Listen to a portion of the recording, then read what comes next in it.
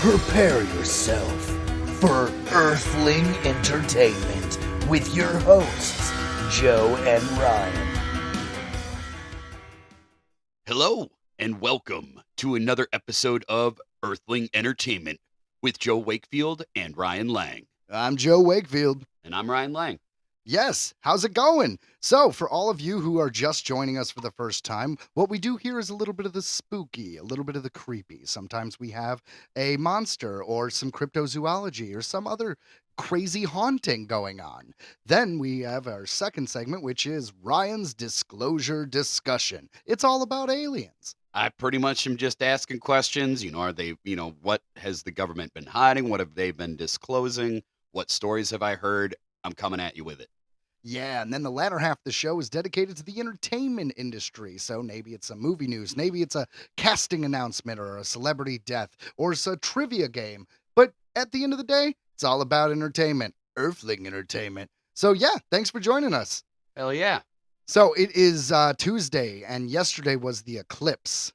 It was. Where did you go? Did you go into the belt of the perfect alignment of the eclipse? Yeah, which I guess was like right there in Toledo. So I wasn't even thinking about it because we were actually trying to go a little bit further, my girlfriend and I, and we got stuck in the traffic and we just pulled off at Alexis, which is like the first exit there on 75 into Ohio, and it was crazy. There's just thousands of people. It was insane. It was like a parking concert. lot was full. Like there was a Meijer and it's got a huge parking lot. It was completely packed. We had to park in an Arby's. Wow. And you said there's lawn chairs everywhere. Yeah, everybody was just out partying. Frickin' everyone's hanging out. Everyone had their glasses, and it was crazy because like everyone's tailgating and everyone was cheering. It was crazy. It was like a concert. Woo, we're cheering on the sun. No joke. When's the last time people cheered for the sun? Was it the Mayans? I mean, come on, man. It was honestly really cool, man. Like, and I actually, once it fully eclipsed, everybody took their glasses off and you got to look at it. Yeah, you look around, it's dark and stuff. That was the craziest. You're still not supposed to look at it, man. Oh, I totally looked at it when. Yeah, no, I'm not saying you're still not supposed to look at it. Anyways, I did when it was fully eclipsed. They say when it's fully eclipsed, because that's what it was. It was a fully. It was a fully. It was full on, man. Full on eclipse. I was in Detroit area, and so we got. I think it was 99.4% completely covered. So I don't know exactly the difference, but I will say that it was eerily dark when it was a full eclipse, which I thought was fun. It was, yeah. I liked that. I don't think I actually got to see the complete ring, though, so that's why it wasn't 100% eclipse for where we were here. Well, we were just outside that belt. And that's the thing. I think that's why it was so crazy. And because I had the glasses on, like I watched that last sliver go away completely, and I stood there with my glasses on for a bit, and I kind of just looked over, and I saw everybody was looking up, and my girlfriend asked, she was like, can we look at it? And at first I was like, no, of course not. I'm like, wait a minute. Yeah, actually, yes, you can, because we're in that little zone. Yeah. But the problem is if it starts peeking out, and then suddenly you get that blast of sunlight, that's what could hurt you. Yes. Yeah. And no, we were smart. We looked up real quick. I got to see it. I didn't try to take a picture. I looked at it for just a little bit, and then I put the glasses back on. And like you said, I was able to just see it peek out just, when I put the glasses on, so I was good. Yeah. Well, do you remember all the conspiracy theories? People were saying like, all right, well, they're setting out National Guard and stuff like that. Well, it was to manage the crowds, all the people you saw in the traffic and all that craziness. But I love the conspiracy theories. Like, I thought that my favorite was everybody goes insane, like the crazies. Like suddenly when the full moon hit, people would just start murdering each other. It's like straight on purge. That was a fun one. Another one, I don't remember why, but someone said that the gravity would reverse and we all start floating. That could have happened. Yeah, no, it couldn't have. No, I can totally see it. No. I'm kidding. I'm kidding. I know that. But in a movie, that would be fun. There actually was a short film I saw in film school like that, where suddenly gravity just went away and people started floating up. It was awesome. That would be some shit. It'd be unfortunate for sure, right? You'd have to spend your entire life inside, and it's like the one time you got to fix something outside. You got to hang on and tether yourself. And then you just float away and you freeze in space and die and your eyeballs pop out. Yeah. I hate it when that happens. Right. It'd just be a bunch of joggers floating around. It was like, that's what you get. That's what hit with, with all the joggers. You get a whole marathon of people, just like very attractive, super thin people frozen in space. And all of us inside, like, It's a fat man's world now. All us sitting on the couch, we're safe. Fuck you. Fuck you in your fit ways. we're gonna have to make these pizza rolls last. Like, I don't know how. We're gonna have to ration pizza rolls. Oh, anyways. So on this week's episode, guys, our first segment, Spooky Stuff, we're going to cover 3 Native American monster cryptid type creatures. I wanted to make up for last week because last week, if you missed the episode, we recorded the whole thing. It was about an hour and a half, and I did not hook the mics up correctly. So it was just recording on my laptop's audio. So it just kind of seemed like me and Ryan were talking in a room very distant from the mic, and none of the sound effects worked. And it was unusable. So Yeah. we re-recorded a quick Spooky Stuff to give it to you guys. And so we'd have some kind of episode. But apparently you need to always do a mic test before you begin. Go figure. Yeah, we got a little too comfortable with we're like, oh, we got it. It's We fine. do this every week. It's fine. fine. It's fine. Yeah, it's not always It was fun. not fine. Yeah, it was not fun at all. I totally forgot to press record. But on the bright side, I'm really sorry. I accept the apology, Joe. Accidents happen, man. Well, good to know. All right, guys, we're going to jump into our first segment. Spooky stuff. Teihiihan. The Teihiihan, deriving from the Arapaho word for strong, and they're also known as the Teihiihan. They are a race of cannibalistic dwarves with allegedly superhuman strength. Although descriptions vary, the Teihiihan are generally depicted as the size of children, with dark skin and said to have an extremely aggressive and unsociable disposition. Yeah, so it makes sense that they're super, super strong. Because I always thought that those little monsters weren't really as frightening. Like if you get Chucky's chasing you with a knife. I always like, why doesn't anyone just drop kick the motherfucker? Yeah, I when always it gets thought, just kick them. right? At least the leprechaun had the balls to actually get kicked a few times because it did happen. he had magic though, so you were still fucked. But like, there were people who were just like, no. Yes. So these things having super strength, I think, okay, that tracks. I'm on board. They're cannibalistic little elves with that are strong. Okay, ants. I get it. Yes. According to some legends, they possess the ability to become invisible, whilst others contended they merely seemed so due to the incredible speed with which they caught their adult prey. Merely seemed so, eh? Ha, you clever little bastard. Within native folklore, it is widely agreed that the Teihiihan were destroyed in an ancient conflict in which the Arapahoes and other Native American tribes allied to successfully defeat them. Okay, see, that's awesome. I want to see a war. I want to see a war of like a bunch of little dwarves coming out and with spears and stuff. Because we're gonna eat you, and then they're like super strong. So one just throws a horse at the Indians. They're like, oh shit! What the fuck? Yeah, just like a bunch of like an unrealistic Lord of the Rings style battle of just running down 2 hills into a valley where they smash into each other, and it's just this. This was the end of the Teihiihan. The Teihiihan. The Teihiihan did not make it, just like the Orakai and Helm's Deep. Dude, that's pretty epic. Like, yeah, I don't know why I just hear just like a bunch of just like a bunch of like mini me like that's their war cry. Well, to be fair, I mean the image here, they look like the piranha faced. I mean, I guess we could say midget, but they're pretty disproportionate to the point where I would say humanoid, but not human. Yeah. Definitely a creature of some kind. And the piranha teeth really freak me out. Yeah, the piranha teeth are sick, and like, yeah, just something about like little dudes with like that are super, like, yeah, like you said though, they're superhuman strength. So it's like that's extra scary. You come over and you're like, oh, look how cute! It just picks you up with one hand. You're like, oh shit! Ah! It's the side of the wall. You're like, oh no, that is a game changer. It really is. Native Americans, assemble. We must take out our enemy in an epic Native American battle. See, that's the problem with the whole, unfortunate thing of destroying all the history and the Native American people and all that stuff. On, goddamn, taking over the country, we really screwed them over. But think about all the cool stories and legends that we don't know about. Like this is one Right. we do know about. Yeah, I'm thankful that this one made it through the test of time and the test of just turbulence that it took to get here. Yeah, man, it's like all the South American tribes with the Spanish and like all their stuff being destroyed. It's like there's so much fun history that, if not, we could learn something from. Maybe we just have some cool story ideas. I don't know. Yeah, put stuff away. We got to keep this shit. Like, don't destroy it. Oh man. Anyway, so they were all destroyed in an epic Native American battle. Continue. Yes, there was an end game at some point. A unique aspect of their characters. It is suggested in some tales that Teihiihan had the ability to remove their hearts and store them for safekeeping. In doing so, protecting themselves from physical harm to their persons. I like that. That's fun.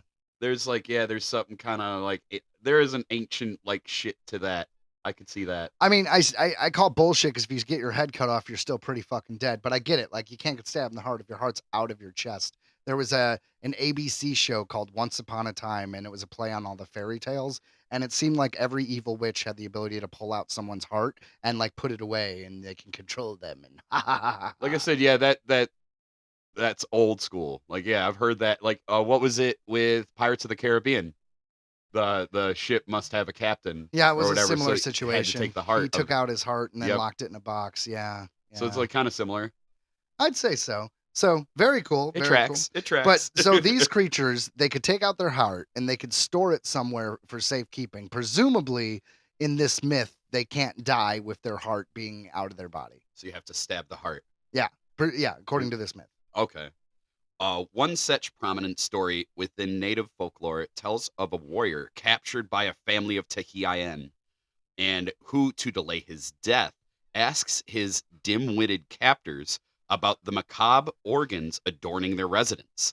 Upon learning their true nature, the warrior stabs each of the hearts, killing each member of the Teihiihan family and winning his freedom. Okay, so cool legend, but damn it, why would you put Jerry in charge of the prisoner? Okay, I get it. You want Jerry out of the way, okay? Jerry keeps fucking up your plans, but you left him with the freaking prisoner. And you think, oh, what's the worst that could happen? Oh, the prisoner will get away, and then whatever, we don't have our meal. No, the worst that happens is you're all fucking dead. Because you didn't just leave Jerry with the prisoner, you left him with your hearts. Your hearts! You sons of bitches! The whole family! You killed them all! Jerry, don't tell him that that's what kills us. Okay, we know you like being helpful. We know. Jerry? This we're gonna have fucking. I got nothing, man. Fuck Jerry. Fucking Jerry the Teihiihan and the death of them and the apparent end game battle that happened between these three Native American tribes and these crazy little dwarf people. Yes, Bear Paw was actually the one who snapped his fingers, and it was very dramatic. He was the whole, and I am Bear Paw, snap, and then all those things, no, and they got dusted. Yep. Yeah, there was no sitting on a rock somberly for them. They were bitches. They ran. Mm-hmm. And you know why? They were running back to Jerry to kick his goddamn ass because he killed the whole fucking family. What are you doing? What are you doing, Jerry? All right, I'm done. All right, I'm done. I'm sorry. Oh, no, that was good. That was good. So, all right. Let's move on to our next spooky stuff, which is kind of cool. I have some things I want to say about this one that aren't involving screaming. Ryan? The Lechuza. The big owl, also known as Lechuza, is a mythological race of cannibalistic owl women. I knew it. I met one of them. According to the folklore of the Yakama people, the inhabitants of modern-day Washington state, the Lechuza live in caves and hunt the people of nearby tribes, preferring the taste of children. Children. Nom, nom, nom, nom, nom, nom, nom. Considered among the most dangerous human predators, They were believed to be the progenitors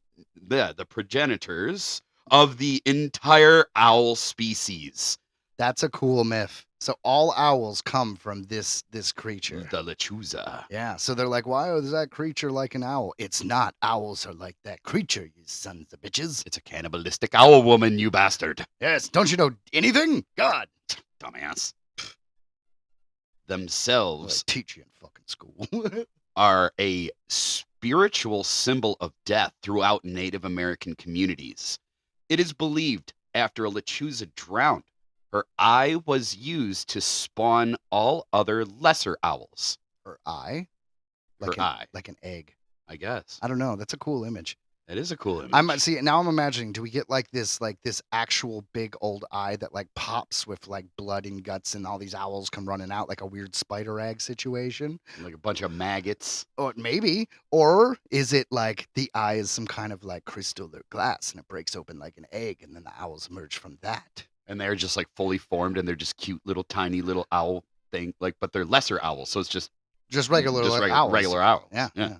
I don't know. It depends on who directs it, I would say. Who? Oh, sorry. That was pretty good. That was pretty good. All right, continue. Having spread in legend to southern Texas and Mexico, recent years have seen reports of an owl-like monster called Lechuza, in relation to unexplained deaths and sinister occurrences in the region. One night in San Antonio, Texas, 3 women were driving back home from the marketplace. As they merged onto Highway 191, they saw... Oh, you don't want to go down that road. Don't want to go down that road. There's cannibalistic owl woman there. They saw a large owl swoop in towards the side of the car.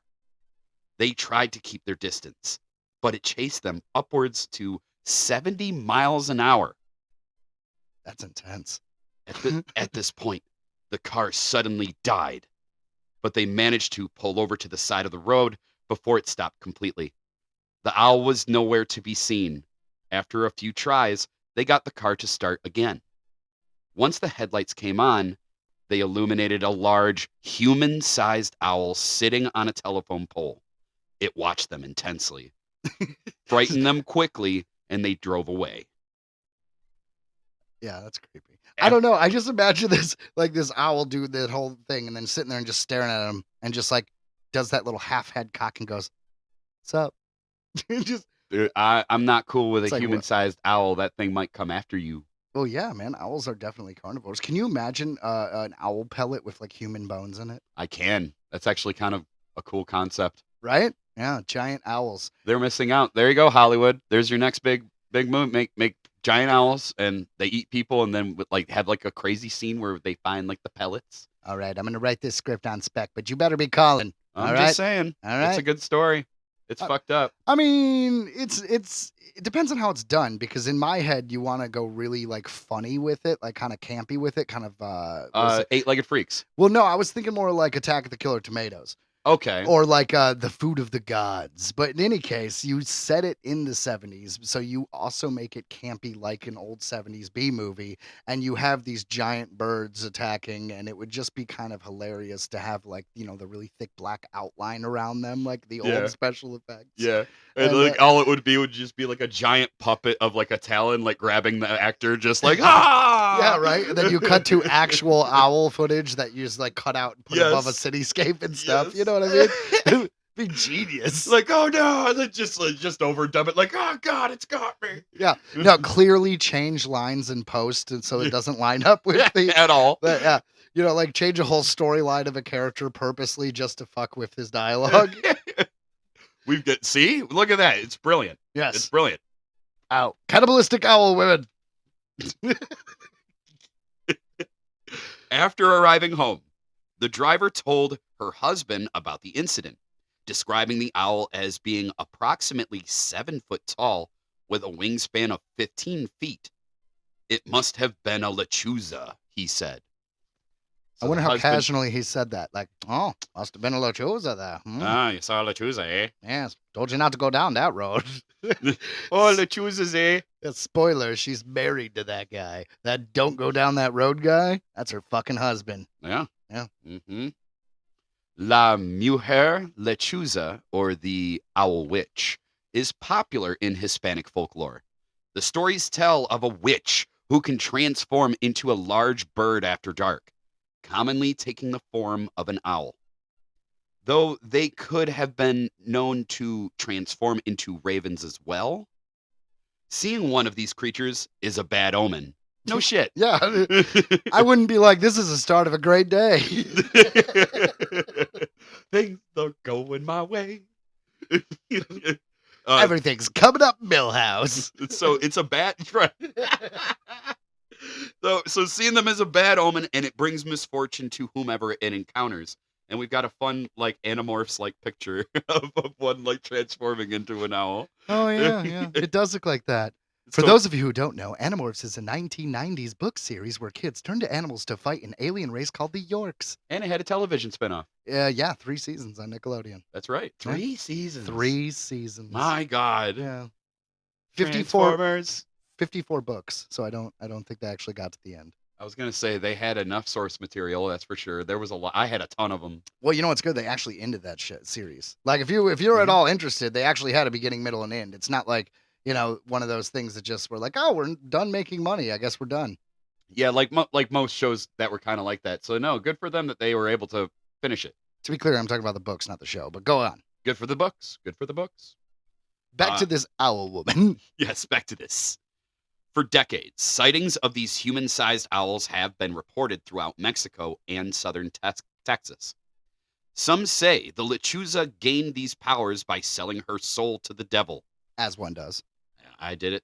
Using these abilities. Hold on. What'd you get out of it? Not much, man. You No? know, I was drunk. You got to watch when you're hungry. Because Yeah, it's like, that Snickers is not going to last forever. It was a big Snickers, though. The one with peanut butter. Ooh. Using these abilities to steal children and to use them in satanic rituals. Others speculate it's the spirit of an innocent woman who was wrongly executed, now seeking revenge on humanity. Specifically, I think the ghost would still be pissed if they were rightly executed, though, too, just to be fair. I would be pretty pissed either way. Like, Yeah, right? Don't Because execute me. even if you deserve it, most people aren't like, you know what? Yeah, you're right. Kill me. Yeah, not many. Yeah, not many. Not many. I don't think there's too many people sitting there in the gas chamber like, I had a good run. like if you're right, like you're about to go there and they're like, go ahead and sign this paper. This just says like yes or no. Can I say no? Yeah. Like, well, yeah, that's why the box. Well, fuck it. No. Oh, well, go ahead. You can go. Oh, I guess we're putting him back in the cell. I guess we're done. Yeah. We're done here. No. So once the witch has selected a victim, it will perch on a tree outside of their home. It will mimic the sound of a crying baby to lure them outside. And that would work because who's not going to go outside if you hear a crying baby out in the bushes? This isn't the first time we've talked about like one of these like monsters that basically mimics like a child or something like that because it's off-putting. So if there are any demons listening, the best way to kill me and Ryan is to pose as a baby. Just throwing it out there. You'd have to get involved. Like you couldn't not.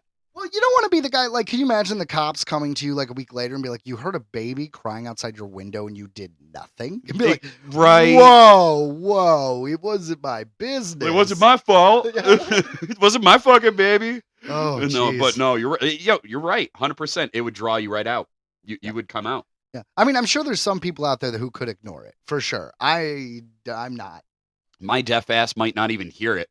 That's true. Or you'd think it was the TV or something. Right. You'd be like, this is a weird opening to an Ozzy song. Babies crying and shit. I mean, that would be, to be fair, that would probably be a very normal opening for an Ozzy song. That's I'm sure. true. Like, yeah, like all right. crazy babies. But Lose your place. I got it right here. This is why we give you a pen. So it is the crying baby to lure them outside, where it swoops down and carries them away, never to be seen again. Good. But they're not checking the owl pellets. They are not, and that's why I really think that that's a good scene. Can you imagine, like owl pellets with a bunch of baby skulls in it? Oh my God, that would be dude. That's fucked up, but that would be good for a horror. You know what's more fucked up is a bunch of toddler skulls, because when their big teeth haven't come in yet but are about to come in, they're all up in the face. That would be fucked. So there's just like layers of teeth in this skull. Look it up. Look up toddler skulls. It's horrifying. I've seen it. Jesus Christ, that is more freaky than any xenomorph or H.G. Geiger like crap I've ever seen. You're not even wrong. It's like, oh my God, shark human. It is, and you never really see that like depicted either. Like so it would be an extra layer of discomfort to the movie. Yeah. Ooh. I think that's a great idea, honestly. Ooh, that's horrifying. In other cases, it will scratch on the doors and windows in another attempt to lure the victim outside. Hey, you want to buy some Girl Scout cookies? You know what I'm not doing? Coming outside to the thing that's scratching at my window. All right, fair I enough. am not. That's why I always do it like a SNL land shark thing. Pizza. Okay, that would work. Yeah, right? Pizza? Like, no, like, hot damn, someone ordered me a pizza. I was like, I'm going to open up the door. Oh, damn, you got me, Bill Murray. Fucking Bill. That is a reference to an actual skit in SNL. You seem confused. I am. Okay, so there's an SNL skit called Land Shark, and it knocks on the door, and it's like, shark, and they're like, land shark. Like, I'm not going to answer the door. There's a shark. Oh, pizza. And they're like, oh, and then they open it up, and then the shark eats them. Well, that's amazing, I have to see that. It's probably from the 70s and 80s. I was going to say, old. So yeah. Whenever they were the big cast. I just realized, like, I was trying to do a little bit there, and you went with it, and at first you had me fooled, like you knew what I was talking about, but then it was just like, oh, Ryan clearly doesn't get this reference. Nope, I do now, though. Yeah, good. You know what way we come to Earthling Entertainment, Ryan? Why? To learn. We do. Each day, we just get a little bit smarter in pop culture. Or dumber. Either way, you learn new stuff. Yay! Many families have reported hearing strange sounds at night, only to find deep scratches on their windows and doors in the morning. Throughout the stories of La Lechuza, there have been many times when someone has managed to wound or even kill the creature. Not immortal. One story involves a man from a small village who managed to shoot the creature in the heart, but after searching all over, he never found the body. The following day, members of the village had discovered one of its elders had died the previous night. The cause of death was a gunshot wound to the heart. You know, very similar to like the werewolf stories where they shoot Yes. the werewolf and then they find the human body with the same bullet wound. Very cool. Very cool. So one of their elders, interesting. Well, it makes sense, man. You know, maybe they're all bird people. Could be, but it's a woman, right? So one of the elder women. I guess so. They just said elder. Why did my head jump to like an old man? I don't know. Because they were bird women the entire Maybe time. you were thinking like, oh, the elders, like, because they're always just like a council of old men. I feel like back in history. Well, at least depicted in television. At least, yeah. I wasn't there. Yeah, it wasn't there.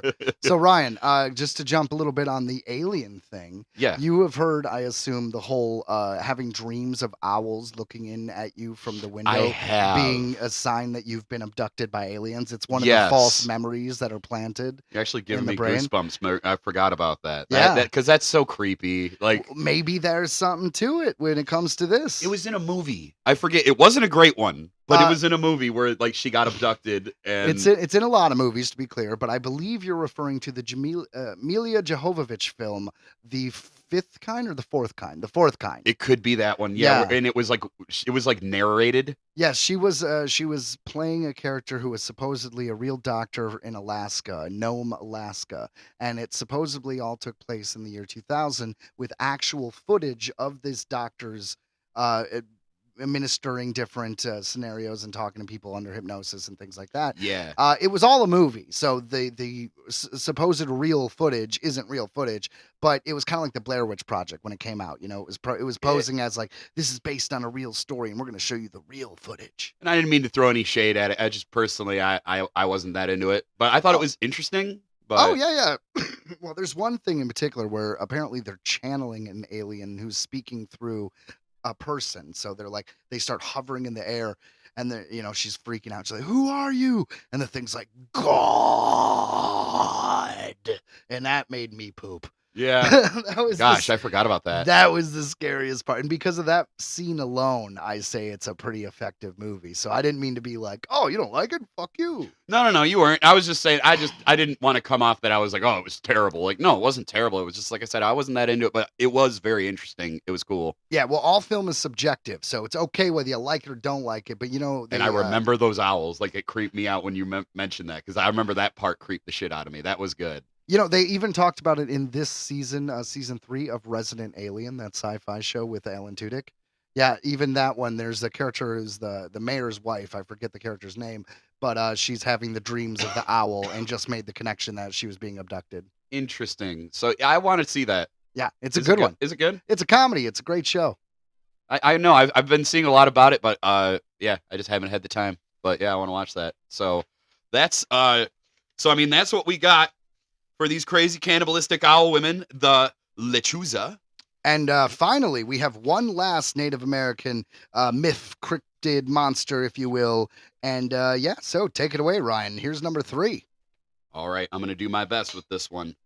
The Katshituashku. The Katshituashku? Yes. Excellent.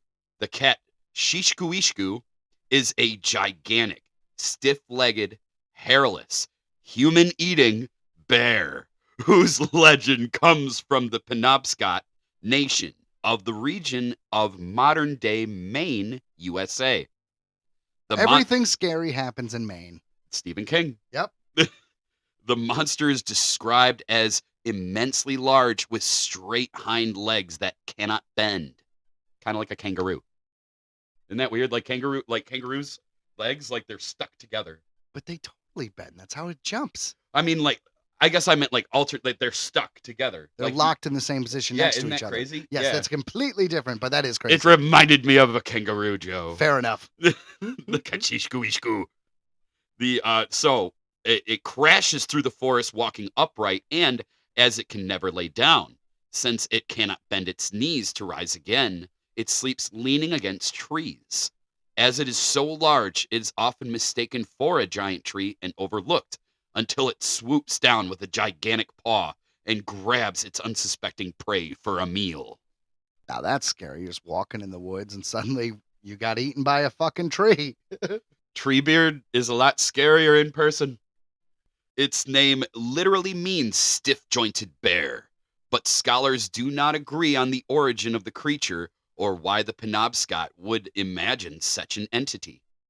According to some theories, the Katshituashku is suggested to be the Penobscot upon their discovery of a fossil of a woolly mammoth or a mastodon whose legs seem to have been straight and the skull to have resembled a bear's. Oh, so they just found an so it was old like mammoth. it was like a prehistoric type of mammoth.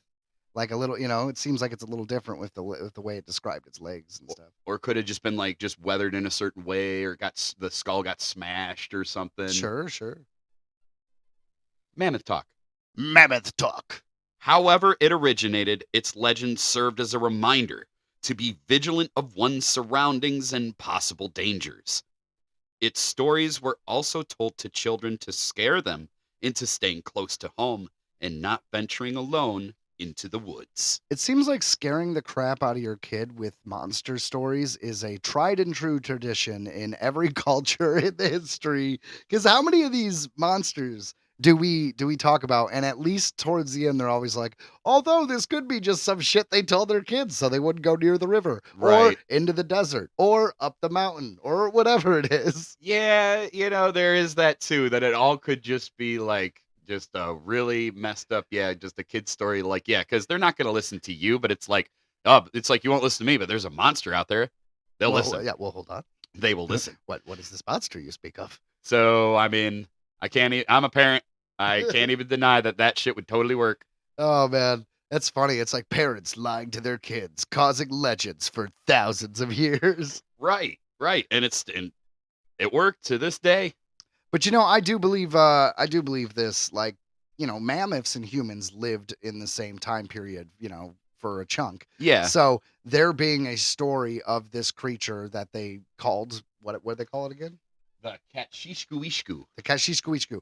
Like, it could just be a legend of a mammoth that attacked the whole village that just was passed down and passed down. And, through the whole game of telephone, maybe it got more elaborate and became more scary than it actually was. Or maybe this giant mammoth really did screw up the situation that much. But I buy it. I as far as legends are concerned, I buy it. I'm sure if they didn't just see like maybe like a giant messed up mammoth, or like you said, it could just be like a different kind of mammoth. Who knows? Like maybe we didn't even know, like maybe there was like a whole different kind of sector of mammoths. Like subspecies. Yeah. Well, that's what I was saying. Like when they were like the legs locked in the back and the head being more shaped like a bear, maybe it was just some mammoth subspecies.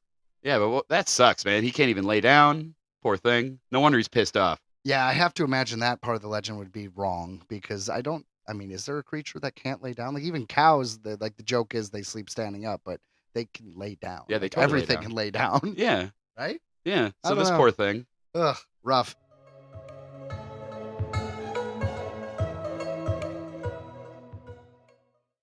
Earthling Entertainment special report! So in Star Wars news, Andor writer Bew Williamson will co-write the upcoming Dawn of the Jedi movie. This is exciting because Andor's a great show, and Dawn of the Jedi will of course explore the origins of the Force and the Jedi Order. So prepare yourself for another Star Wars movie announced by Disney that might never get made, because they like to announce movies more than they like to make them. This has been an Earthling Entertainment special report! Ryan's disclosure discussion. It's about aliens and stuff. So I'm going to start right here with the Defense drops a 10-page UFO dossier.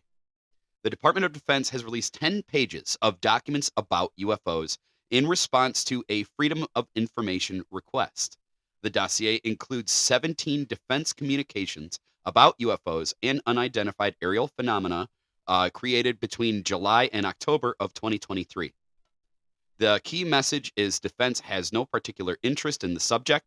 One document clarified... Look, guys, even we're sick of hearing us say there's nothing to see here. Like move along. So no interest. One document clarified that defense stopped actively monitoring for UFOs and UAPs in 1996, and that's bullshit. Yeah, that's clear. That's clearly not true. We already know about the ATIP program, which was after that. So right off the bat, you're lying or wrong or stupid. But to me, that's why I think this is important, because it blatant lies like that are, to me, just like it's just proof that there's something fucking going on. Well, it always makes me laugh when someone in the government can straight up lie. They're caught lying. They're blatantly lying, and everyone just makes an excuse of why that doesn't matter. It always happens every time. It doesn't work, man. None of it works. Well, the problem is, for some reason, it does work. I do not understand why people are, whatever. Continue. Yeah, I was going to say that's a discussion for a different time. This says there was no scientific or other compelling reason to continue to devote resources to the recording and investigation of unidentified aerial phenomena, it said. Defense does not have a policy on the reporting of unidentified aerial phenomena by either members of the public or defense members, which is once again bullshit. Wait, hold on. Maybe it's not bullshit. It's saying the Department of Defense? Well, It says the Department of Defense. Yeah, so the Department of Defense may have stopped looking up UFOs in 1996. That doesn't mean the government has. So yeah, I mean, I guess, if you change the name of the people in charge of the investigation, then technically that could be a completely true statement. Right. So this was probably an easy report for them, just to be like, well, not us. Yeah. Not us no more. There's not the Department of Defense. No. Nope. Yeah. All right. Fair enough. That makes sense. So then it says here, defense safety of flight incidents, including those potentially posed by UAPs, are handled by the Defense Aviation Authority. Different. With civilian flight incidents, the purview of the Civil Aviation Authority. Well, there you go. So, I mean, that's pretty much they're what it all basically says. passing the buck. Like they always do. If they're not denying, they're saying we have no comment, or that's not us, or that's not our department. Yep. And that, like I said, that's all it says. And it's important because since 2021, we've been really seeing the people grilling the government to try to finally come out and be like, you got stuff. Just give it to it. Freedom of I know. information. Well, the Freedom of Information Act, I wish you could just like be like, I would like all of it. Yeah. You know what I mean? Because it seems like every time that someone goes after a specific piece of information, which makes sense, that's how it works. That makes And you sense. just have like a box of They're like just like- flash drives. Like, here you go. Just fill them up. Yeah, just you got to make a list of like every possible scenario and be like, that's all I want all of those things. Here you go. Like, yes, I have the hard drive right here. Just here's the plug. I'll just plug it in.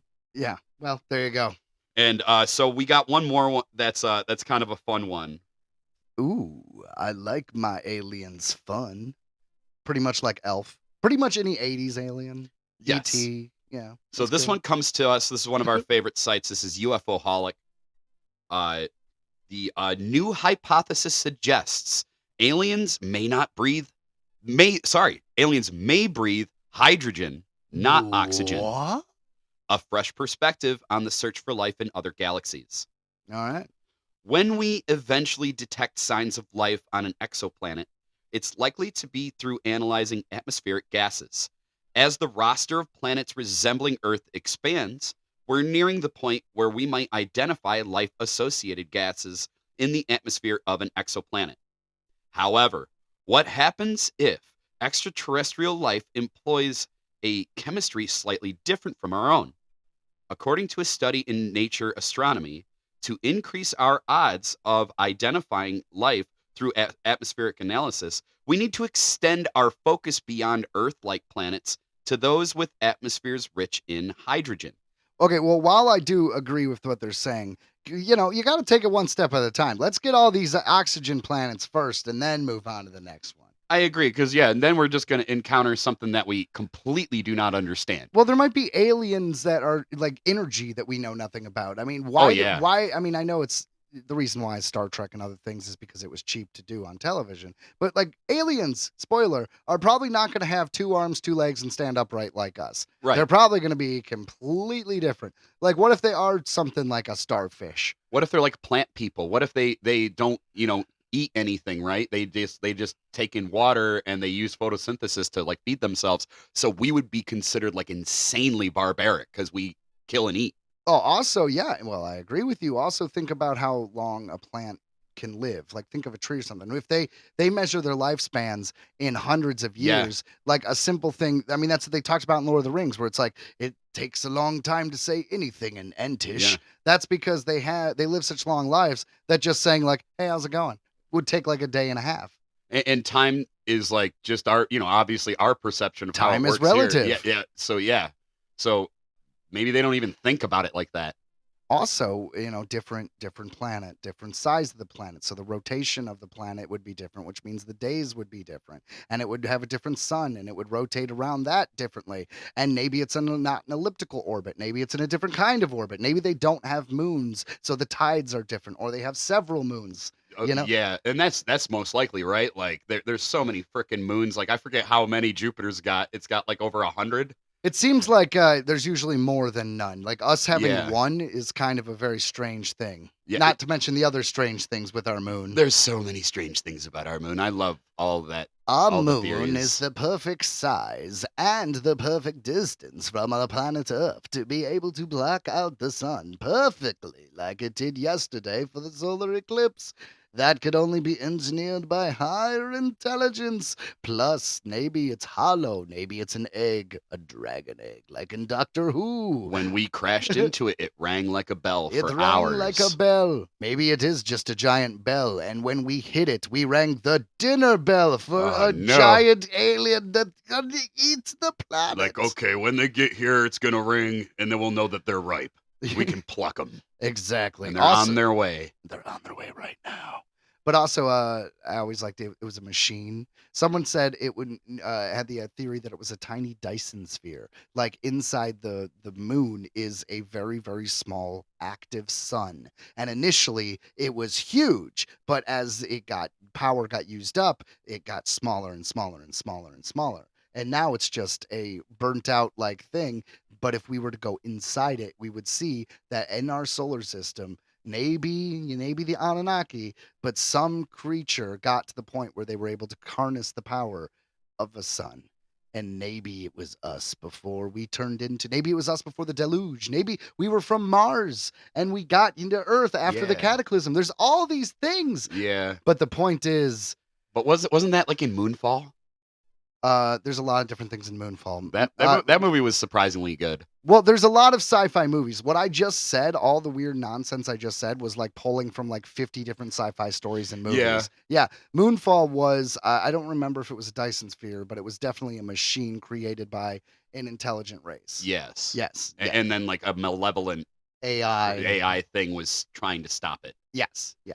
That was, Moonfall was a fun, entertaining movie, but it did very terrible. It flopped, and most people thought it was awful. I think it came out with like some really hard competition in theaters. I think that was part of it. But either way, I finally watched and it was good. But let me jump back in here. No, I want to rant more. Oh, okay. Excellent, thank you. No, you can go ahead. I just wanted permission. I wanted to know I could. I wanted to know I could, Ryan. Well, of course you can, Joe. The method for studying an exoplanet's atmosphere involves observing it as it transits its star. During this transit, the star's light passes through the planet's atmosphere, absorbing some wavelengths. Analyzing the spectrum of the star's light to identify which wavelengths are missing I explained this to you like 2 weeks ago on our show. reveals the atmospheric composition. This technique is central to the objectives of the James Webb Space Telescope, despite its delays. Yeah, that's astrophysics in a nutshell. Discovering an atmosphere with an unexpected chemical composition might suggest life, as it's evidenced on Earth. Here, methane, which reacts with oxygen to form carbon dioxide, is continually replenished through biological activity. Another aspect to consider is that the presence of oxygen on Earth is largely due to the photosynthetic microbes dating back to the Great Oxidation event roughly 2.4 billion years ago. Yeah, that was when Earth had so much oxygen you could practically light a match and the whole thing would go up. That was during the time that I told you about a few weeks ago, where it was just trees, because it was before the thing that breaks down the wood was created. And that's why we have all the coal deposits. Do you remember any of this? Yes, I do. Excellent. An oxygen-rich world means things can grow bigger. So I believe Like bugs were huge. I believe that was the giant bugs stage. Yeah. Yeah, like that's always like the scariest thing because I've always went like that's what I've known that where it's like and like it makes the atmosphere like so you could be a bigger creature and get around like it wouldn't be as heavy the gravity with that much, right? I don't know about that. I just know the extra oxygen is what allows a lot of these creatures to grow big. But you know, that is just the time travel would be horrifying as it is. But can you imagine going back? I couldn't. Giant centipedes, bud. Giant centipedes. Oh my God, a giant centipede, a giant fucking mosquito. You know, yeah, giant everything. You know what? Okay, this has just spawned a random thought. Did you know that roly-polies, pill bugs, are not bugs? Yeah, they're more closely related to crustaceans. That's right. They're freaking land lobsters. Yes. They're like little crabs. I wonder if they're delicious. Isn't that the same with harvestmen, daddy longlegs? Oh God, I hope not. But that doesn't sound right. Because I know they're not arachnids. Well, I know they're not arachnids, but I don't think they're crabs, man. I don't know. I know that they're they don't like have any venom. Like that was all just like a urban myth. Like they literally are scavengers. They eat dead things. No, I know. Yeah, it's so funny. Everybody's like, "Oh, their fangs are too weak to penetrate." It's like, dude, they don't have fangs. They like literally like munch on dead stuff. Well, I mean, if you could pretty much make anything out you want up about a bug, right? Just whatever. I don't know. I was talking about pill bugs. I had this whole thing about like how they were little crustaceans, and you knew it. Roly-polies are sweet. You knew it, but I just love dropping knowledge on you, and I was thrown by the fact that you have knowledge. So damn it, Ryan. Boy Scout. Boy Scout. I swear that roly-polies don't roll up as much as they used to. I remember when I was a kid. What? I swear to God, I remember when I was a kid. You're back like in, you'd Ryan. you'd like poke them, and they would just be like ah, and they would just become perfect little ball, and they would always. But lately, I had a bunch of them at my old house, and they were always there. And I swear, I would like poke at one just to be like, roll up, dude. And he would literally just be like, no. Well, you just had lazy roly-polies who weren't afraid of you. They were not. But I know I had a ton of them because all the spider webs in my basement were filled with roly-poly corpses. That's kind of gross. Yeah, like no joke. But if you think about how that... So they were eating crab. Yeah, I was going to say, that is a very fancy spider. That spider's like, I'm living the good life. Like, yes. Get me my little hammer. Could I have some melted butter? We're the assholes of the spider community. Yes. We go to the spider country club and play spider polo. And I had snails, so they had escargot. Why did you have snails in I your don't know. house? It was crazy. There were tons of snails all around my house all the time. They Okay, were- around your house, not in your house. no, not right? like in it. Like, Okay, I was gonna say, I 'cause think it's once or twice a couple made it in. It's just or like something. maybe your basement's leaking if you have that many. Yeah, it wasn't that crazy. I think I found a couple, but outside. Well, there was a river right by your house. So yeah, maybe it's so we just had a crazy fuck ton of snails. It was weird. I never got to experience the snails. Oh, they were all along the side of my house. Like if I lifted any rock or whatever, there was just tons of them. Interesting. Yeah. It was All weird. right. It was weird. All right, back to exoplanets. Back to exoplanets. The recent discovery study advocates for the investigation of larger planets with hydrogen-dominated atmospheres, which might lock free oxygen due to the explosive combination of hydrogen and oxygen. Yeah, makes sense. These super Earths must be significantly larger than our planet to retain a hydrogen atmosphere, either captured from the nebula where the planet formed or produced by reactions between iron and water. Interesting. That is interesting. Yeah, so if the atmosphere isn't initially ciphered from the gases from the nebula when the planet is formed, it needs those two elements to kind of get a... Wow. And okay. obviously Does infinite it get the possibilities. You know, the universe is endless and ever expanding faster. So, I mean, it's just, hell yeah. Fair enough, yeah. So anything could happen, I guess was my point. Hydrogen-rich atmosphere thins out less rapidly with altitude compared to Earth's nitrogen-heavy atmosphere. This creates a more extended atmospheric shell that is easier to detect and study, even potentially through direct imaging. The research also highlights experiments showing E. coli and certain yeasts can thrive in a hydrogen atmosphere without oxygen. This supports the notion, albeit not conclusively, that life could exist under similar conditions elsewhere. Yeah, given that Earth already hosts organisms that metabolize hydrogen. okay, yeah, that makes sense. But it Yeah. also just sounds like the scientist is like, it's easier to study these planets. So here's all the reasons why I think we should do that. But really, he's just like, oh, this is so much work. How can I make it easier? Can we just do nitrogen planets? Well, it's just it doubles your chances of finding something, right? If that's what you're trying to find life, you might as well. It doesn't really double our chances because he's only hypothesizing that the hydrogen planet can support life. And the life he's referring to, like he mentioned, was like yeast and shit. It's not like there's a duck out there breathing hydrogen. Yeah, so it ends here. It says, importantly, the study identified a remarkable variety of gases produced by E. coli in a hydrogen environment, presenting potential biosignatures for detecting life on exoplanets. So at least they got that to go off of.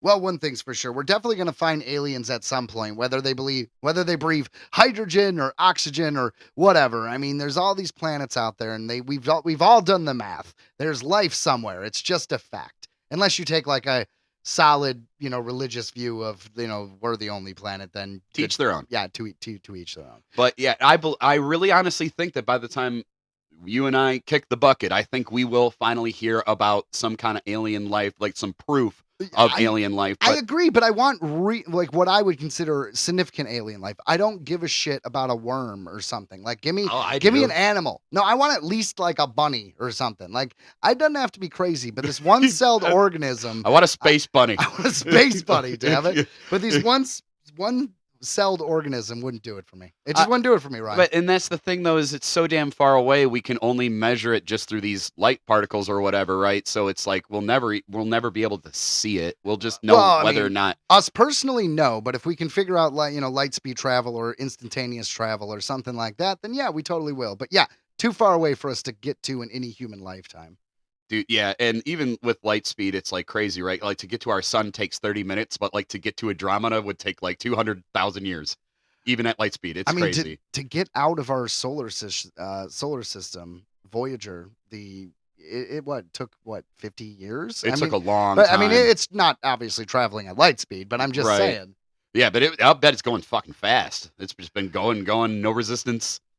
Dude, I don't know. It's so crazy. Like, I always think about that, and I love that image that it took of Earth, where it's just basically looks like a star.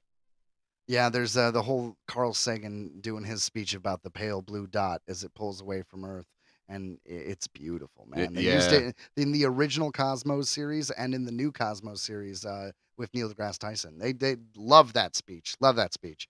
But all right, guys, it's about time we jump into the latter half of our episode, which is all dedicated to the entertainment. And today we're going to jump right in with what we like to call Earthling Entertainment Headlines. A Legally Blonde spin-off series is in the works at Amazon. Reese Witherspoon and her Hello Sunshine company are teaming up with Amazon to create at least one, and maybe more, Legally Blonde spin-off series. According to Deadline, the first project is being written by Gossip Girl developers, executive producers, John Schwartz and Stephanie Savage. Josh Schwartz. Thank you. It looks like the Amazon's acquisition of MGM is what has made this further exploration of the IP possible. One has to wonder, what other MGM properties are up for expansion? Yeah, so what this basically saying is Amazon bought MGM a while back, which means Amazon now owns like James Bond, for instance. That's Interesting. MGM. You know, there's a lot of properties owned by MGM that you're probably not even thinking about. So Legally Blonde is one of them, and like it says in this article, they're developing several TV shows. I guess you could start with one, but like how many could you base on a comedy movie where you made two of them? Excuse me, 3 of them. There are 3. But I'd say I think it will be successful because it's kind of like it's a strong woman story. You know what I mean? Like, she's womanly as heck, but she's also smart and, True, but there's nothing saying that her character of Elle Woods will return. Like, she's producing it, she's making it, but there's spin-offs. They're in the world. She might not even appear. For instance, the 3rd movie, which most people don't know about because it's a straight-to-video sequel, and everyone knows that the straight-to-video sequels, well, they're just the best. It was called Legally Blondes, and it involved 2 blonde Very twins. creative. Yes. And they were apparently the Reese Witherspoon's character's cousins as they go off to law school and do their thing, which you have to imagine, go figure, I didn't see it, was just a basic retelling of the first story. Yeah, I'm going to go ahead and say I'm probably going to skip it. Yeah, I mean, it's not for us. I'm not going to act like, this is in here because we're horribly interested, but it is movie news. And like I said, I really think it's going to hit home, actually. I think it'll see some success. I do too. And, because there's a lot of characters you can base it off of. You don't have to. You could find one of the obscure characters. Maybe that best friend, maybe she goes on an adventure. Maybe we have a whole series kind of like Cobra Kai where it follows that douchey boyfriend. That'd be kind of funny. And Yeah. his fall from grace and how he comes climbing back. We're really reaching here, Ryan. We're really reaching. Oh, man. No, but and then you got to think about, how they're going to modernize it, right? Because Legally Blonde was made, before the smartphones and stuff. So now there's going to be all like streaming, will be a part of it, like being like an influencer, or whatever is going to be a part of it. So there's a lot they can do there. That's true, because the character of Elle Woods or whatever, she was like, she was that kind of girl that you're right. If she lived in today's time, she would have the TikToks and all that stuff. Exactly. But the interesting thing that they bring up in this article is what other properties, since Amazon bought MGM, could be expanded upon. And you know what? I'm thinking RoboCop. Yeah. They own RoboCop now, man. They own a lot of new stuff that, we got the James Bond, as I mentioned. They own Fargo, Stargate, the Pink Panther series. Vikings, Rocky, Creed. I mean, I don't know if you want to expand more on Rocky and Creed. I mean, I think it's been. Well, I mean, we got the movies. Like, what more do you need? Yeah, I don't know. I could see Sylvester Stallone doing one more. I could just see it. Well, he did Creed 1 and 2, but he was not involved in Creed 3, and I think there was a falling out between him and the producers because he wants the property of Rocky back, but he doesn't own it, so they keep making Creed movies. I'm the fucking one who wrote it. Well, Ryan Coogler brought it back, sir. Ryan Coogler brought it back for the Creed films. And so he did the first one, and then I think Michael B. Jordan directed this last one.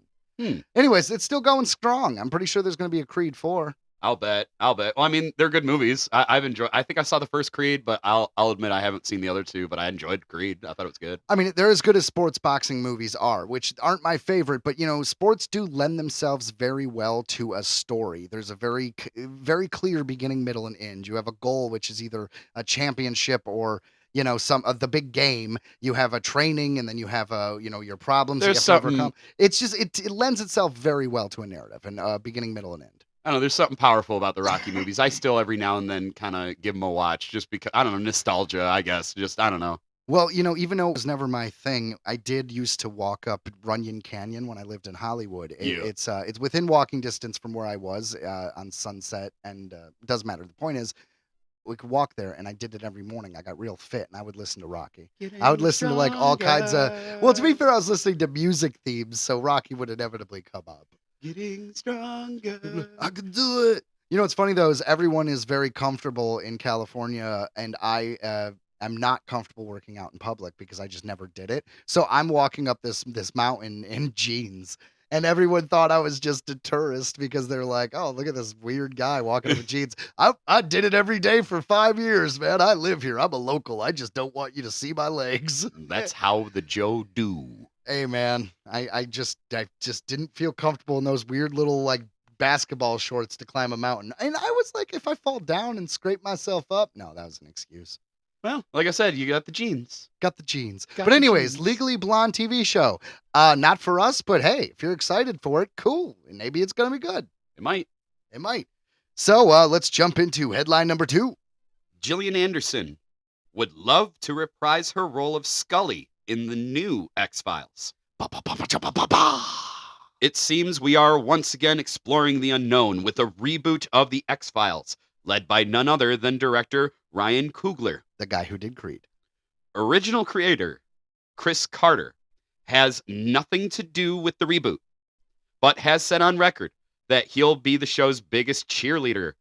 It's unclear if any of the original team will step over to the next generation. However, when Gillian Anderson was asked if she was open to reprising her role, she said yes.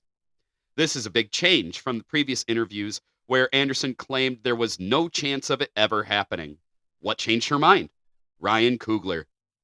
Anderson said that she thinks the director is cool and would come up with a great take if he ever felt so inclined to do so. Yeah, I mean, that a lot of times people say they're not going to do a role again, but there's a right story or right director that brings them right to it. And they're like, yeah, okay, you know what? We will do it. For instance, Hugh Jackman was 100% never going to do Wolverine again after Logan. He was like, this is the last one. I don't want to. I have no need to it.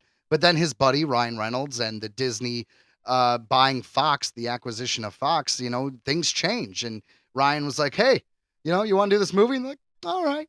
You know what's fun is I hear the original story before Disney bought was that they were going to have Wolverine and Deadpool save Christmas. I would be here for that. That I could see like that being hilarious. You know what? The guy who plays Mohinder, he was the cab driver in the Deadpool movies. Yes, remember? yes. He apparently in an interview, something Swami, I'm sorry, I forget his name. He said in an interview that was the original take on Deadpool 3. Interesting. I can't help but think that like doing a Christmas movie is almost like sending a horror movie to space, right? Like it's where you go to die. Like Harold and Kumar 3, which I did love, Christmas movie, you do it later in the franchise. They also did the third Vegas Vacation movie was a Christmas movie. I don't know, it just seems like eventually you go to Christmas. I don't know if I love it. I agree, but like I guess let them have it because all these TV shows, they always have like Christmas specials and stuff like that, but it's usually at the end of the season. Although Deadpool's saving Santa would be amazing. Like if they actually like put that would be amazing. If it was like a real, or if it was just like a mall Santa and he was just pretending like it was real Santa and like bringing him along for the journey. Well, see, that's a very different movie. My understanding would be like the straight up like Ernest Saves Christmas. Have it be the one guy that was in X-Force. The one guy that survived, just like the normal dude. Well, he's in it. This new one, Excellent. Deadpool and Wolverine. He's in the trailer. Good. Yeah. I missed it. I missed him in there. That's that's amazing. X-Force. X-Force. Oh man, well, did you ever see they recut Deadpool 2 as a PG-13 version so kids could watch it, but they filled in the runtime with this framing device of a Princess Bride where Deadpool Yes. kidnaps. I did see that. Yeah, Fred Savage from Princess Bride has tied him up and is telling the story of Deadpool 2.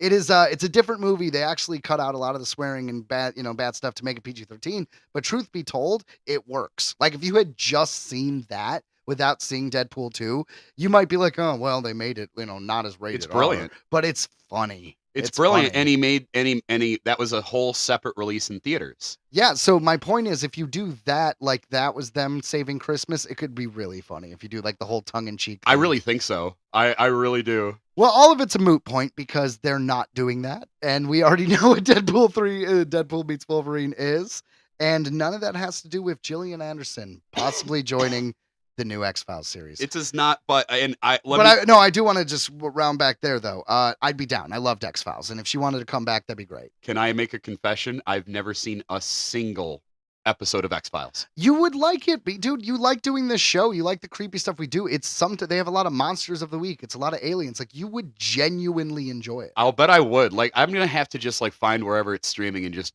jump down that whole rabbit hole. I mean, the first 6 seasons are gold. After that, you can kind of stop. But the first 6 seasons are gold. That's doable. That's doable. Totally doable.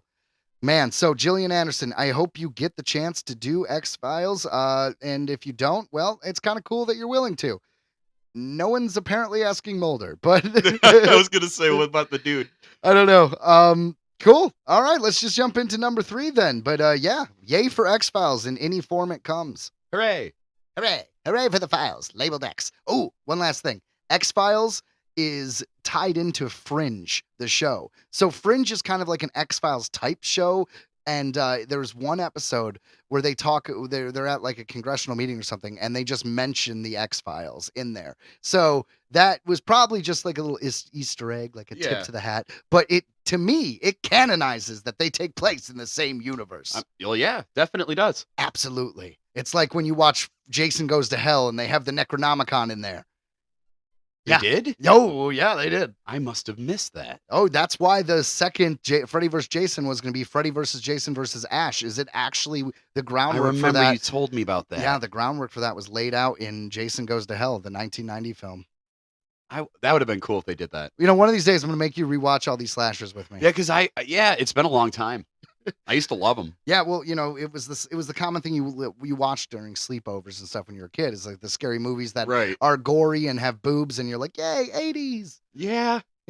For us, I mean, I wonder what I don't know, do they still do sleepovers with horror movies? But anyways, I wonder what they're watching now. Probably the Babadook. Probably. Guys, you don't get the right amount of like silly, campy slasher from a film like that. Not every film needs to be hyper intelligent. Give me some guy with a knife walking around every now and again. Thank God we're still making Scream movies. My mom's gonna be so mad at me. You know what? That's what they should do for the next Scream movie. They should make it where Stu survived and this whole time's been plotting his revenge, and he'll be the killer in Scream 7. I'll bet you he'd do that. I don't know if he would or not, but like I think if would. you pay an actor for something that isn't going to be incredibly stupid, they would do it. Well, I mean, he saw all that success with Scooby-Doo. Like, he was able to touch so many generations. We loved him from SLC Punk. SLC Punk, 1998. I believe it won something at Sundance. It was a great film. It's a great film. Great film. Jason Segel's in that film. Most people don't even remember that. Yeah. No, it was that was. I consider that to be like one of our cult classics. I love it. And you know what? I also like SLC Punk 2, even though I'm the only one. I don't think I've ever seen it. Most people haven't, and if they have seen it, most people were disappointed. It's just a very different movie. Okay. A very different movie. I love it. It's called Punk's Dead. SLC Punk 2, A Punk Odyssey.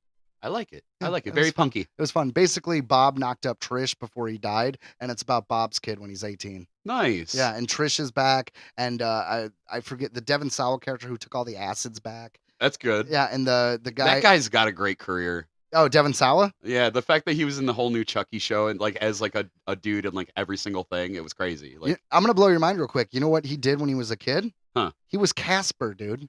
Yes, I knew that. Isn't that crazy though? No, I knew that. It's like, well, I'm sorry. I just think it's crazy as heck. When it's like someone that, like from our childhood, we've kind of followed his career because we've liked almost every one of his movies. Idle Hand. I remember he was always like in like Nickelodeon magazines and shit. He was always on the shows and stuff. Like, yeah, he was like a weird kid celebrity. You know how you can tell you were a male celebrity in the 90s? You had a part down the middle. Yes. And I did too, and I had no part. I'm just saying, man. I had the part in the hair, but no part on the screen. No part on the screen. Yeah. Well, according to some documentaries I've watched recently, that's probably a good thing because everyone got molested. Yeah, you know. I'm not trying to make light of it. I'm just saying. And I went to Boy Scouts for God's sake, and I was able to dodge the bullet. I know. I had a funny joke, but I decided it was inappropriate. Believe it or not, there's something that even I won't say while being recorded. All right, Ryan, let's jump into headline number 3. Denis Villeneuve's third Dune movie is officially in the works. Nice. Legendary confirmed on Thursday that they are currently developing a third movie in the sci-fi franchise based on Frank Herbert's original novels. The director first told Entertainment Weekly in 2021 that his goal all along was to make 3 Dune movies. Dune Part 2 completed the adaptation of Frank Herbert's original 1965 sci-fi novel. The first of Herbert's sequels, the 1969's Dune Messiah, is what Villeneuve wants to adapt for his third movie in the series. This makes sense considering Dune Messiah essentially completes Paul Atreides' story. It's true. And I have to wonder if he's going to do what they do in the books. Because long story short, a lot of people complain that Dune is kind of like a white savior story where it's basically, the young white guy comes in and saves everybody. No, he knows what he's doing is fucked up and he causes millions upon billions of deaths. It's like 12 billion deaths in like a 12 years period. But the point is, this next film kind of shows the repercussions of like what it's like to take on the moniker of a messiah. And it's not good. There's a lot of things that are going to piss people off. The way characters die, the way characters are treated, the people who get betrayed, the people who do the betraying, all this stuff really going to fuck with fans who haven't read the books. So I wonder if Denis Villeneuve is going to make up his own version, like adapt it, because he made some changes to the last one, or if he's going to follow it strictly to the book, because I'd be really surprised if the majority of people liked Dune Messiah if he adapts it properly. Okay, that's interesting. See, like, I don't know anything about Dune Messiah. I only listened to the audiobook of the original Dune, so I would be caught up by the end of this movie. I still haven't seen Dune 2. Dune 1 was great, so I got to see Dune 2 as soon as it's streaming. But yeah, no, if they're going to do, obviously he's doing a third one, so it's going to do well. People love these movies. I have literally heard everybody say that, like, Dune 2 was, like, the best sci-fi ever. I mean, it is really, really good. I want to see it. The first one was great. Well, this one is arguably better, but it's a very good film. Funny thing though, if you want to see Dune Messiah now and you don't want to wait, all you have to do is get a hold of the Sci-Fi Channel miniseries Children of Dune. Because check this out, 2000 Sci-Fi made a miniseries called Dune. 3 episodes, the story of Dune, 6 hours, great. A few years later, I think it was 2005, they did Children of Dune. Now, this is a little bit different. Children of Dune is the name of the 3rd book in Frank Herbert's series, but Dune Messiah is the 2nd book. So rather than name this one Dune Messiah and Children of Dune, they just called it Children of Dune, but the first episode covers Dune Messiah, and episode 2 and 3 are Children of Dune. So, if you get the Children of Dune DVD, Blu-ray, because I don't believe it's streaming anywhere, that the Sci-Fi Channel made in the early 2000s, and you watch episode 1, that is Dune Messiah. So, and they do a relatively good job adapting it. So you can see right now what it is if you don't want to read the book. Cool. And full disclosure for anybody who wants to like listen to the audiobook of that, it gets a little confusing because halfway through the Baron is voiced by someone different. and it's like throws you off for a second and you just have to understand that, okay, it's still the Baron. It's just a totally separate actor for some reason. Yeah, maybe he died in the middle of recording it. I don't know. I don't know, but it's really confusing. I remember you mentioned that when you were listening to it. And I was just like, oh, who's this guy? I'm like, oh, it's the Baron. It's the same guy. And I had to go back, as one does with an Audible. I'm like, okay. So I go back. I'm like, I missed something. It's like, no, they just For some reason, it's a different voice. I don't remember. I don't think there's any narrative reason why the voice would change. So you're right. Why? Maybe they released the recording in episodes or something, Maybe. and this was like a collection of them. So you were actually listening to like 6 different episodes. Or And it something. is like halfway through, so maybe it was like a part 1, part 2 kind of deal. I don't know, but that's weird. That would be super confusing. It because threw me way when off. it comes to audiobooks, if they have different actors, that's your anchor to tell you who's who. Exactly, and it threw me so. But like I said, other than if you can stomach that, I'm warning you right now. It's a great. Because I don't know about you, but I don't have the time to be sitting and reading books anymore. I just don't have that kind of time. I'm always running. Well, Audible's good because you could use it while you're hiking or working out or doing anything. Exactly. I'd like to say something though. We are not sponsored by Audible at all. We just like Audible. We're But just fans. Audible, if you're listening and you want to sponsor us, reach out. We would love to plug you more. Giggity. I mean, we're on your service, and we are really appreciative of it. It's pretty sweet. If nothing else, you could just give me an extra credit a month. I don't know. Yeah, I mean, that's the least you could do, Audible. Yeah. We're out here making waves. Well, I'm almost done with Fantastic Land. This is a great film of kind of like Lord of the Flies, a bunch of kids in an amusement park. I say kids, young adults in an amusement park after a hurricane in Florida. Yeah, great book. That's on Audible too. Yep. Just saying. So Ryan, I recommend it to you. I should get it. I've got so many I've got to listen to. I got to listen to first before. Well, you I have get like a any new laundry ones. list of Star Wars books Yeah, already. I got a ton I got to get through. All right, guys. So Denis Villeneuve is doing a Dune 3, which is actually Dune 2 as far as the books are concerned. But as far Right. as movies are concerned, Dune 3, which completes Paul Atreides' story. So, yeah, if you're excited, great. And if you're not, you should be. It's actually a pretty good Yeah, one. it's pretty sweet. It's pretty All sweet. right. So let's jump into our final headline of the day. Does the new Fantastic Four movie take place in our MCU? A new Fantastic Four poster was released last week. It features Johnny Storm as his alter ego, the Human Torch, flying over the New York skyline. Only, that's not our New York. What looks to be a 1960s idea of the future is sprawled out below the hero. Retro sci-fi buildings and other clear differences can be seen from the established MCU we've come to know.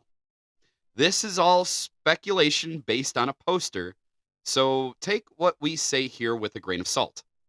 But it looks like the Fantastic Four is going to at least begin in an alternate reality. That might actually make it interesting. Well, it makes sense because the Fantastic Four, basically, if their presence was in the MCU and we just never talked about them, it wouldn't make sense. Like, all right, so where were you guys during Endgame? Where were you guys during all this stuff? So what you do is you do that, right? You set it in the a different universe, and they have a situation where they end up by the end of the film being in our universe. That's probably also how they will explain how mutants come about in the MCU, because why haven't we talked about mutants?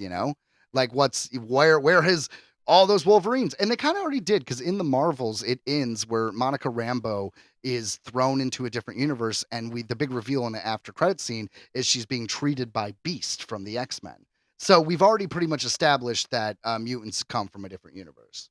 And I just looked at the poster there, and it looks like something kind of out of the Jetsons or something. Yeah, it's real weird, future-y looking, like almost silly. Here's Mr. Fantastic. Do, do, do, do, do. His wife, Sue Storm. Do, do, do. Very good. That was good. But no, I'm excited because I believe we covered that the Mandalorian himself, Pedro Pascal, is going to take on the role of Mr. Fantastic. Yeah, and he is a great choice. But that's another thing. Because of his age, you can't tell me he just became Mr. Fantastic. He's been fantastic for a while. So Right. clearly not in our MCU. We all should have seen this coming, honestly. I like the idea of it, and I remember the dude who they got for the Human Torch was the kid from the last season of Stranger Things. And, Yeah, Eddie Munson. well, yeah, and everybody loved him. So already you've got like two huge fan favorites right there for like. I think people like our age love those two, and younger. They've got a whole younger generation that knows him. Well, Marvel's pretty good with casting, you know what I mean? They also they casted this person as the Silver Surfer. Yeah. And everyone is mad because they think they gender swapped the Silver Surfer because she's obviously female and the Silver Surfer is known for being male. But that's actually completely 100% untrue because there are different Silver Surfers. I was And going to say this- there's different ones. Yeah, and this Silver Surfer that they casted, she was in like Silver Surfer #1. It's not like she's a new character that they just developed in the last 5 years. Right. So, hey guys, they didn't gender swap her. Nope. But yeah, I'm excited for the new Fantastic Four movie. I wish I had written down that actress's name and the name of the Silver Surfer character because I didn't think I would be talking about it. And I tried to look it up on my phone real quick and I couldn't do it subtly enough. So fuck it. It's all right, dude. But yeah, honestly, I have to say this is the only time I've been excited for a Fantastic Four movie. I saw a bit of like the first one that they attempted, Did you see the first No, one? no, we've talked about The this. Roger Corman one? No, we didn't see that one. I got it on VHS. I'll bet you do. I have a bootleg copy on my YouTube. Be kind, please rewind. If anybody wants to check out the 1994 unreleased Fantastic Four film produced one by does. Roger Corman. No, it's Spooky Castle Productions. It's my YouTube. It's on there. Check it out. Oh, then I will. Yeah, no, They I'm plug not kidding. that shit. I have the whole film is what I'm saying. Oh, I'll be goddamned. Yeah.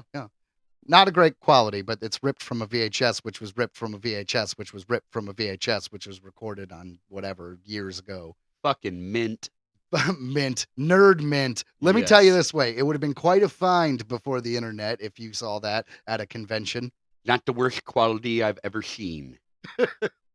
All right, guys. Well, you know what? I think that'll do it for this week's episode of Earthling Entertainment. I think so too, man. This is a good one. I enjoyed it. Did you guys enjoy it?